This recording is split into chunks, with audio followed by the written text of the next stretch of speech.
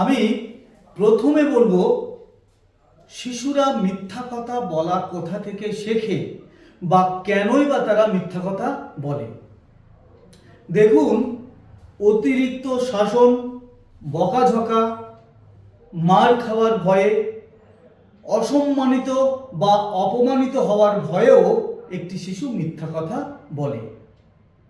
কোনো অন্যায় কাজ সে করে ফেলেছে কিংবা কিছু জিনিসপত্র ভেঙে ফেলেছে, সেই অন্যায় কাজ থেকে বাঁচার জন্য অর্থাৎ নিজেকে বাঁচানোর জন্য একটি শিশু মিথ্যা কথা বলে। শিশুদের মধ্যে একটা অনুকরণ প্রিয়তা রয়েছে। বাড়িতে বাবা মা যদি মিথ্যা কথা বলেন, শিক্ষক শিক্ষিকা যদি মিথ্যা কথা বলেন, যদি নিকট আত্মীয়রা মিথ্যা কথা বলেন, তাহলে তাদের কাছ থেকেও শিশু মিথ্যা কথা বলা শিখতে পারে। মাঝে মধ্যে শিশুরা আনন্দ বা উৎসাহ থেকে মিথ্যা কথা বলে থাকে।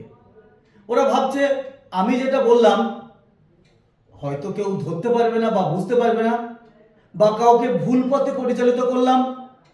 এই ভুল পথে পরিচালিত করার যে আনন্দ, তার থেকেও একটি শিশু মিথ্যা কথা বলে। এছাড়াও কিছু কিছু শিশু কল্পনাপ্রবণ। তাদের কল্পনা প্রবণতা মিথ্যা কথার জন্ম দেয়।